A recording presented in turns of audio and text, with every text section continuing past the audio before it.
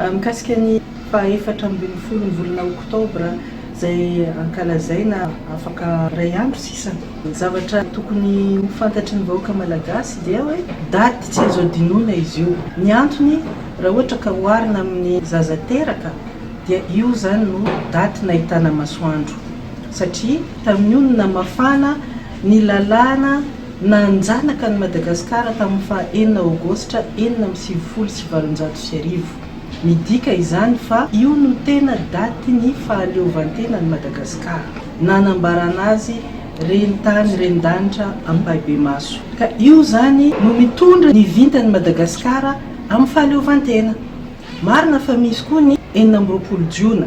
Ny 4 Jiona kosa dia resaka ara-taratasy. Teo no nisian'ny fiandrianam-pirenenan'ny Madagasikara satria teraka ny administration malgache indrindra armée malgache ny tafika ny folo alin-dahy malagasy. Ka ny anankiray nahaterahana nahitana masoandro, ny anankiray teraka ny fiandrianam-pirenena. Aminay PSD dia zavatra tsy azo adinoina ireo daty ireo. Ary mampalahelo fa taorian'ny 2007 dia natao ohatrany tsy misy. Tsika rehetra samy malagasy mahafantatra fa ny daty nahaterahana no mitondra ny vintana. Ka raha ohatra ka ny daty nahaterahana mitondra ny vintana izay nataon'Andriamanitra nanao an'io.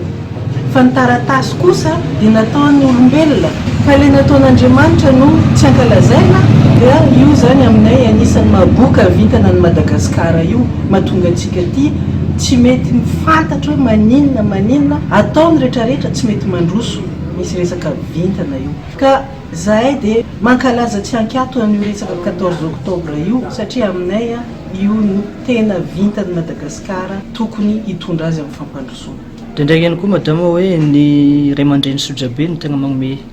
hasiny manokana ity datin'andro 14 oktobra ity. Ndraindray izy ataony fanjakana Antsirambina ity daty ity. Mananambara manokana izay madama? Ya, voalohany indrindra le ray aman-dreny Sojabe tamin'ny herintaona 2020 dia antoko PSD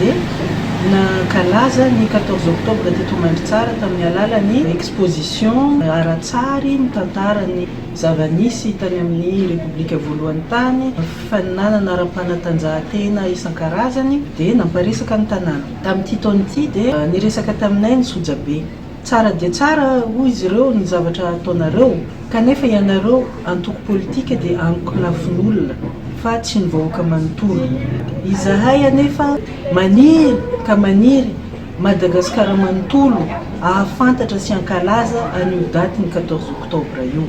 Ka noho izany amin'ny maha zanakay ianareo dia miangavy izahay avelao izahay Sojabe no hitondra ny anaran'ny fankalazana satria tianay ho tafiditra ao ny zanakay rehetra fa tsy ianareo PSD irery ihany. Hitanay fa feno fahendrena zany fangatahana zany, marina dia marina ka noho izany nanaiky izahay. Ka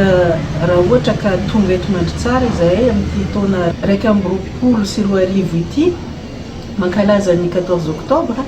dia tsy izahay akory no mitondra ny baolina ny fankalazana fa zahay dia olona asainy Sojabe, tsy afaka mandika ny Sojabe zahay satria mbola zanaky ny Sojabe, mitovy amin'ny ny olona rehetra eto dia zanaky ny Sojabe na dia zareo ao amin'ny fitondrana aza. Eo zany no miampita amin'ilay fanontaniana faharoa, mahagaga fa ohatrany nisy tsy antsonjay intsony angamba ny lazana azy, ohatrany tamin'ny herintaona nisy ny antsonjay satria tsy nomenanay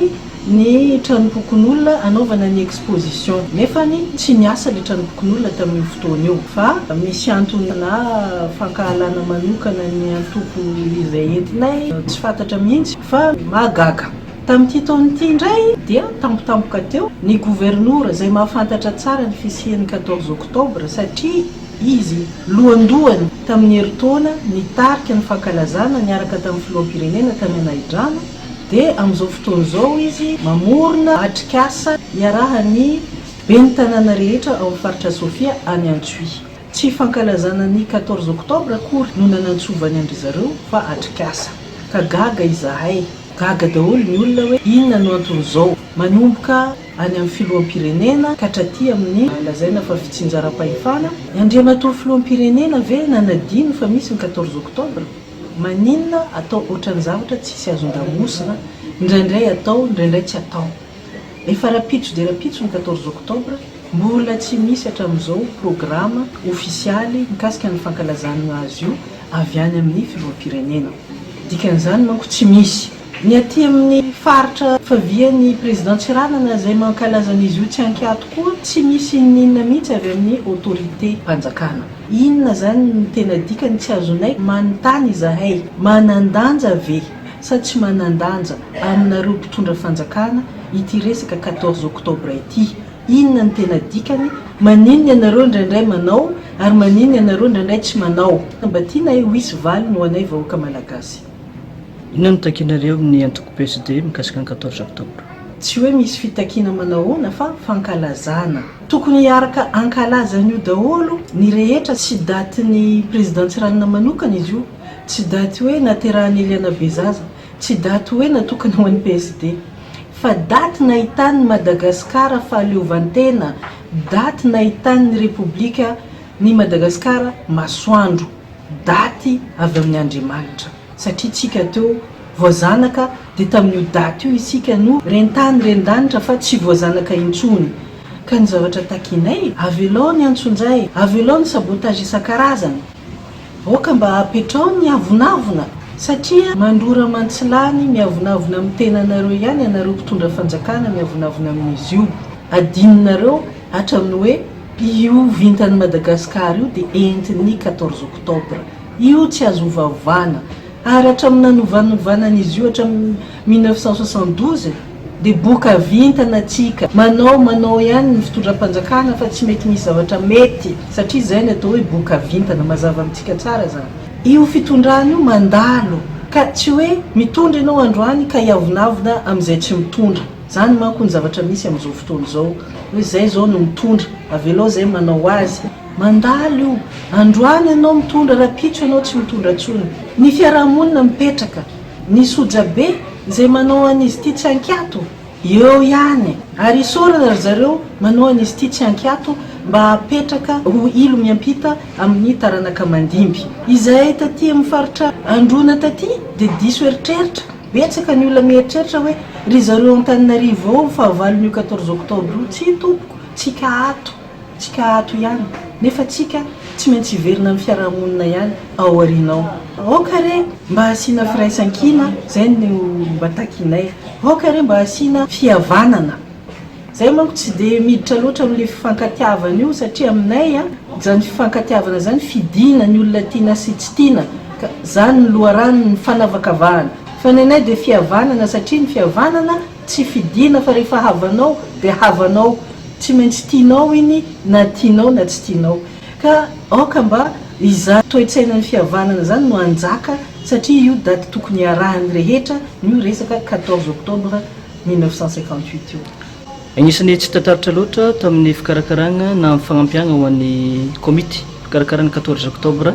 taty amin'ny districtny Mandritsara ny solombavamboaka zay voafita tontoerana moa ve afaka zany hoe zany agnisan'ny mpifaninana moa nareo tamin'ny candidat tamin'ny fifidianana solombavamboaka farany teo vonona ve nareo ny iaradia na hoe tsy hoe iaradia no fa iara-hitantana eo agnatrehana ny vahoaka raha toka ilaina zany amin'ny andro ray ia araka ny fanantsovako fihavanana teo fihavanana dia zay marina fa nisy ny fifaninanana fa vita iny tsy resahana tsony satria tsy mitovy anay zay sy député dia voafidy amin'ny district anankiray ka problèmen'ny député amin'ny district anankiray izahay mitarika antoko ny anay dia resaka national ny antokonay tsy amin'ny district anankiray fa eran'ny Madagasikara ka noho izany izahay dia mihefitra fa tsy misy fifaninanana na dia kely aza fa tokony fiaraha-miasa no misy aminay sy ny député ka raha ohatra ka tsy mandray anjara mavitrika izy azy zany tokony ataony satria izy toanay dia voasa nasain'ireo sojabe amin'ny zanaky ny faritrandrona azy ary tsy zanaka kelikely fa anisan'ny zanaka mba voalohany satria zany député zany tokony mandray anjara faran'izay mavitrika mba manolotra ny zavatra fatolotrolona ohatra zany omby na vary na tsy fantatro na participation isan-karazany ka raha ohatra moa ka tsy manao an'izany izy tsy afaka ny anomentsiny azy zahay satria azy zany fa tsy anay zay dia miteny fa afaka tsara raha ohatra ka misy ny tokony iarahana aminy tsy mandà satria zahay dia mametraka ambony dia ambony izany resaka fihavanana zany zay akory tsy zazakely ka mbola iresaka fifampirafesana fitondrana firenena no resaka eto tsy azo atao resaka tsy matotra andrasanay aminy ihany koa dia tokony mba hiady mafy izy any amin'ny assemblée nationale mba hahatonga nyity 14 octobre ity ho fantatry ny vahoaka manontolo ary hahatonga an'izy ity koa ho andro tsy fiasana nefa andraisaka rama satria lehibe loatra amin'ny firenena malagasy ny daty ny 14 octobre ary mbola veriko ihany ny tsy firaharahiana azy io mahatonga antsika ty miheniheny inona moa dikan'izany miheniheny tsisy fototra satria io zany raha trano io 14 octobre io no fototra na fondation ka rehefa hoe miova ny repoblika dia tokony ambonin'ny fondation nanorenana ny rindrina tsy zany anefa ny atao fa narinary le fondation dia naorina ambonin'ny tany malemy ny rindrina ka ahoana moa natonga azy hatanjaka ka zay zany ny teneniko hoe mihenahena zao a firy-taona efa 80 taona nazahoantsika fahaleovantena mbola zao sisy vola zany mahazo ny fitondrana ankehitriny 3 taona zay natomboka ny stade eto Mandritsara efa tsindrin-doana daholo ny vahoaka dia anao baolina kitra na za zao aza mba mpaniry mba ilalao baolina ao nefa ny hatramin'izao tsy misy satria tsy misy vola zavatra rehetra natomboka teto amin'ny distrikany Mandritsara foto-drafitrasa daholo dia tsy hitako izay vita satria maninona tsisy vola amin'izao fotoan'izao moa eny fa nahazo 332 millions de dollars avy any amin'ny banque mondiale ny firenena malagasy engany mba azo ny anjarany amin'izany ny distrikany Mandritsara ka miadivanao mafy ianao monsieur le député raha maheno an'ity zavatra teneniko ity ary mba hiadivo mafy ihany koa mba hatsaharo ny fanaovana foto-drafitrasa tsy mitondra vola miodina fa ny zavatra ilain'ny vahoaka dia ny azahoam-bola fa mahantra loatra ny vahoaka ny azahoana sakafo fa mosary ny vahoaka mba te hiadana ny vahoaka ka dikan'izany asa ho an'ny tanora ho an'ny olon-dehibe chômage daholo ny 7 isanjaton'ny-ponina ka raha ohatra ka ny any amin'ny foto-drafitrasa foana nanaovanareo oeraoera nefa foto-drafitrasa tsy hanome asa olona dia very atsika ka raha misy zany 332 millions de dollars zany dia any amin'ny fiainan'ny olona mba hipakany amin'ny poso sy ny kibony tsirairay zany ny tokony adivana raha avy amin'ny feonay vahoaka avy aty Mandritsara fantatra ianao fa tsy maintsy mihaino ny politika ny patronao satria ianao ny tendrendrao tsy maninona fa na dia zany aza azadino ny sezanao aza todika loatra any fa zay vahoaka aty fotony aty no mifidy anao ka aty no mitodika ny sezanao ary ny zavatra ilainay aty no entinany fa tsy hoe ny zavatra terendreo any no entina aty anatra mba entina aminao solom-bavambahoakanay eto Mandritsara amin'ny anatsarana ny fiainanay vahoaka nilaza ny gouverneuran'ny faritra Sofia hoe fa paradisa kely io ny ato raha ny fahitanareo azy manokana ve mitombona ve zany raha paradisa ny faritra Sofia dia edena angambany zany hoe paradisa ny Adamasieva fa efa simba ny bibilava ka efa tsy paradisa intsony ka tsy mitombona raha tsika miteny zao volana oktobra 2024 zay dia nandeha tato amin'ny faritra Sofia fa mbola mitaraina ny olona amin'ny tsy fandriampahalemana mbola mitaraina ny olona amin'ny fijaliana isan-karazana mbola mitaraina ny olona amin'ny tsy fisian-drano zay zao na eny fa hoe efa vita ny rano eto Mandritsara lainga tsisy rano vita zany eto fa mbola miandry asa mifiry alina zay vao mameno barika niny zany ny rano mba ampiasaina rehefa maraina ka tsy tokony andaingandainga ohatran'izao marina fa manamboatra ny seza noko le gouverneur fa na dia zany aza mba asio fanajana zay vahoaka entinao monsieur le gouverneur manjary hita be loatra ny fanamboaranao an'ilay sezanao nefa zay ato mijaly ka tsy rariny zany fa mba ny marina teneno satria rehefa ny marina tenenao mety mba ho avy le vaholana fa ianao aza miteny hoe efa réglé ny rehetrarehetra dia tsy afaka manantena vaholana zany zay fa efa ilona atao amin'ilay fijaliana mahazo anay ihany raha matoa Elena Bezaza raha amin'ny fomba fijery azy manokana tsy hita soritra eto amin'ny politika mpanjakana ankapobeny ny hoe politika ny kibo nefa tamin'ny repoblika voalohany fantatra fa tegna nisy zany politika ny kibo zany. Ahoana ny hevitra reo am'izay? Mariny dia mariny zegny zavatra lazainao zay. Ny politika ny kibo dia politika nentiny dadabe Tsiranana. Zay mpitondra tonga dia mahazo azy io ambava fa le izy zany tsy tanterahana. Ny politika ny kibo dia politika ho an'ny be sy ny maro miantehatra amin'ny fanatsarana ny fiainan'ny tsirairay rehefa teratany malagasy. Io zany dia misy zavatra donnant. Miasa ianao teratany mandohetra dia ny fanjakana izay mikirakira ny hetra dia mamerina tamberim-bidy aminao teratany. Zay le izy. Dia mila voky, mila mianatra, mila salama, ary mila mahita asa, mila mahavita mamelo-tena. Ny fitondram-panjakana daholo no mikarakara mba hanatanteraka an'izany rehetra zany.